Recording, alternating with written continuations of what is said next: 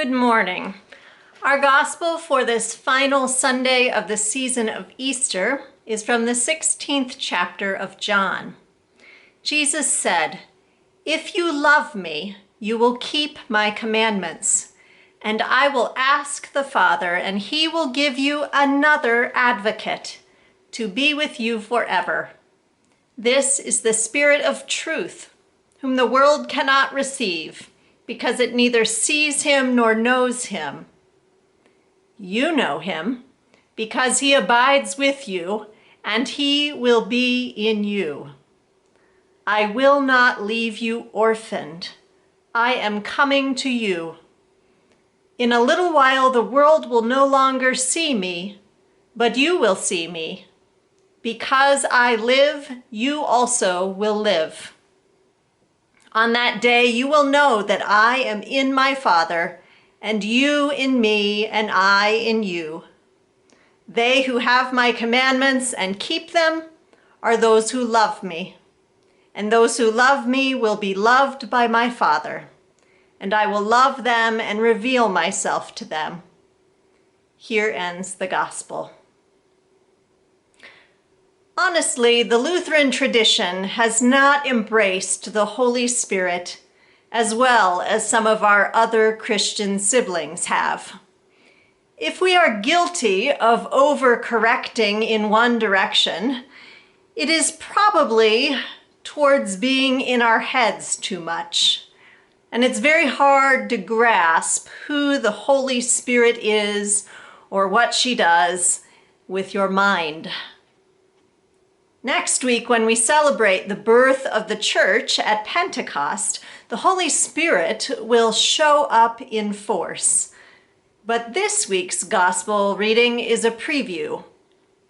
The Holy Spirit that Jesus promises is not a concept to wrap your mind around. It's a relationship to experience.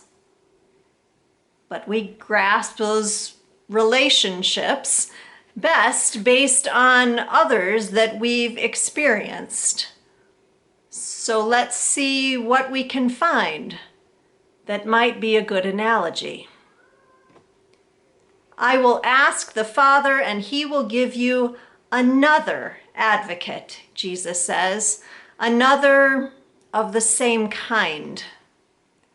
Jesus certainly has been an advocate for his disciples.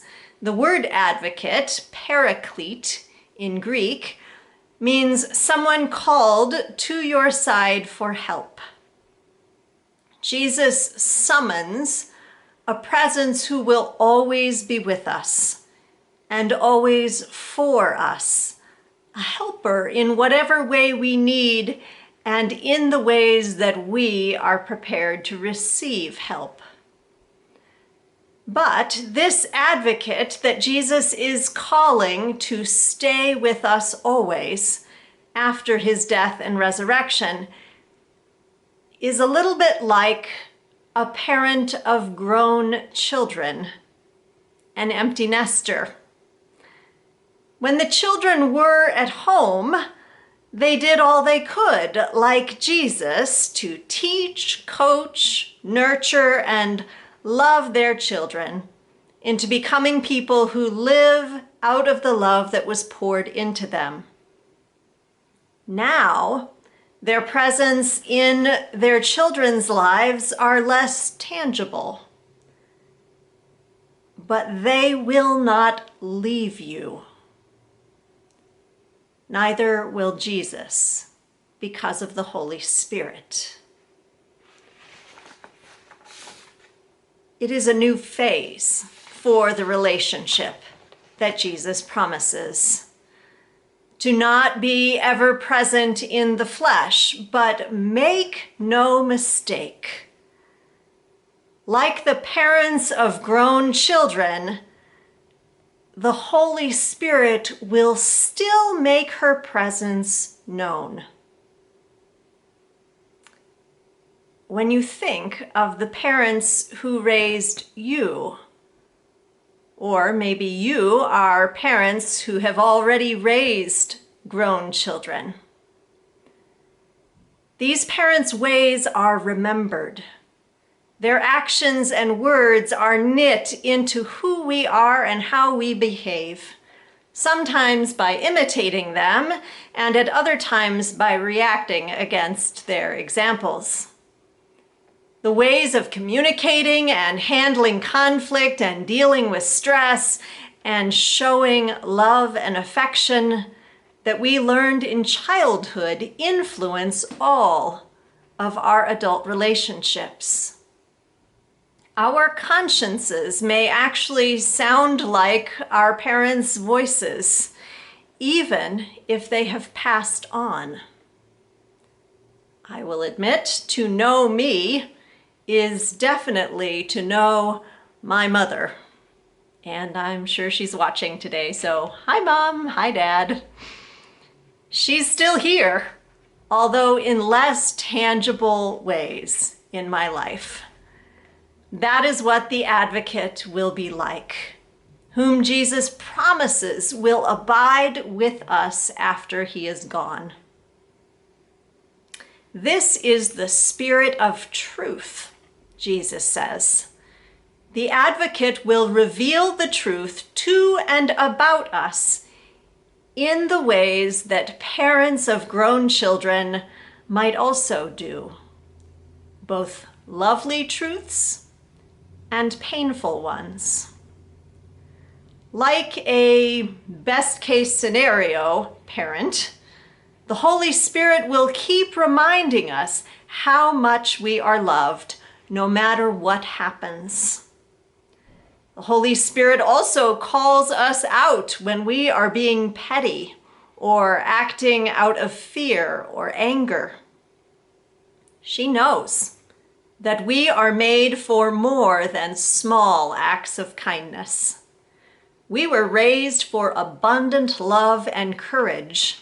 She launched us into the world not just to perpetuate an institution like another level in the family tree or recreating the church she grew up in. She raised us to love hurting and vulnerable people until their lives are changed by knowing us.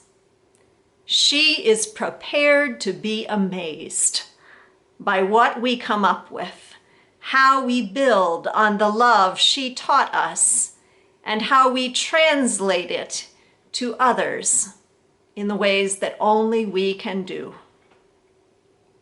This advocate is not always subtle, especially now. She has stopped whispering her encouragement during the coronavirus pandemic, and the Holy Spirit has begun instead loudly cheering us on to adapt, change, but still be who I raised you to be. Become the church for this new moment. And you know what?